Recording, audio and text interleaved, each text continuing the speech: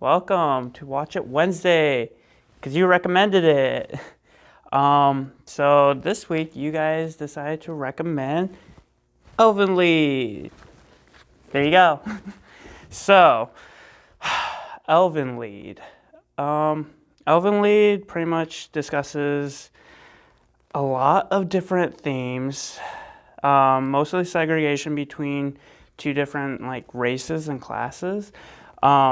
So one class is the human race, what up? And then the other one is the Dicloniuses, or Diclonii, however you want to go. These are like a mutant species similar to, in appearance to humans, except they have two horns on their head that look like cat ears.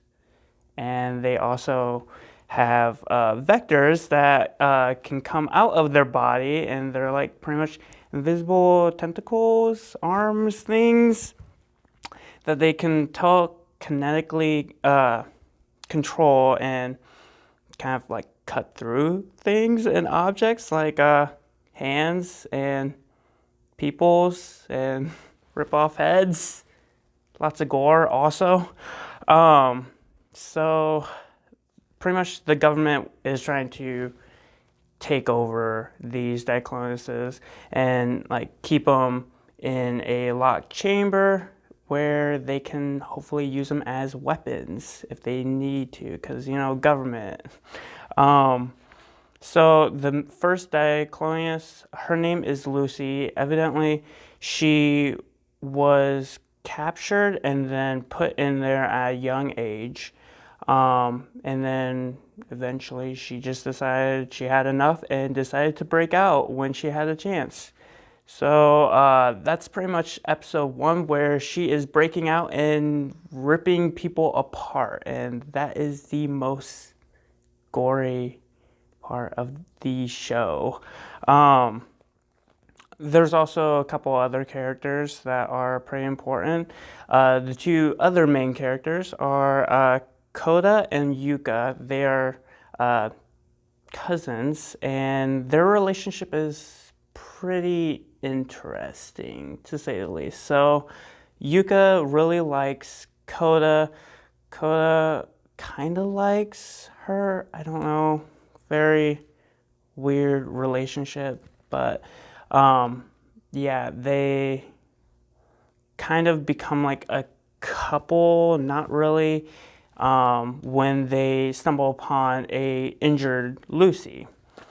So during Lucy's escape, she was hit with a tank shell and suffered from brain damage, and that caused her to kind of like revert to a 1-year-old who acts like a cat because cat ears. And that persona of her, she goes by the name of Naya, or Nui. New. That's it.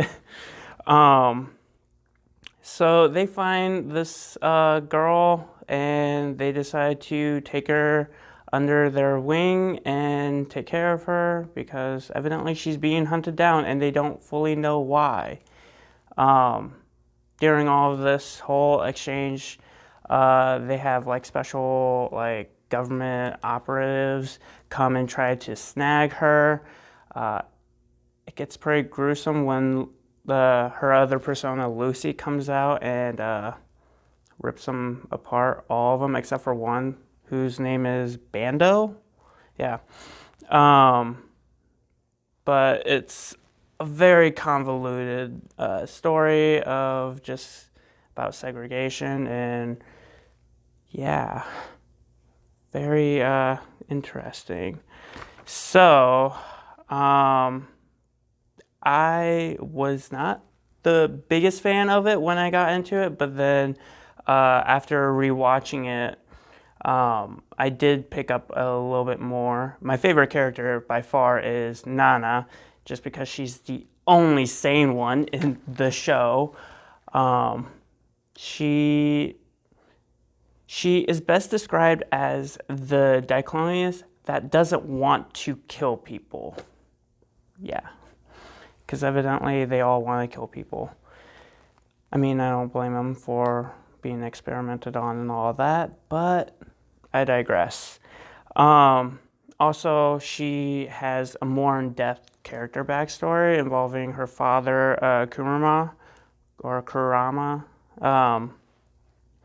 And that's pretty interesting and kind of dives in more with the finale. So if you are interested in checking out the show, I highly recommend finishing it. But there's also a lot of parts that I was not a particular fan of, mostly the fan service. There's a lot of it all over, like just about every single episode. Another thing that I didn't love about the series is they had a lot of plot points or information missing from it. Just because it's like a 12 episode series and all that, they couldn't hit every pinpoint, but still bothered me that they didn't dive into where the dicloniuses come from or how they reproduce, if it's like from experimentation or what.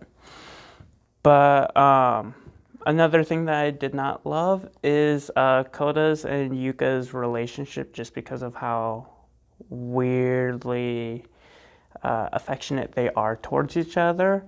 One dialogue that stuck with me was when she was asking him if he thought of ever touching her breasts.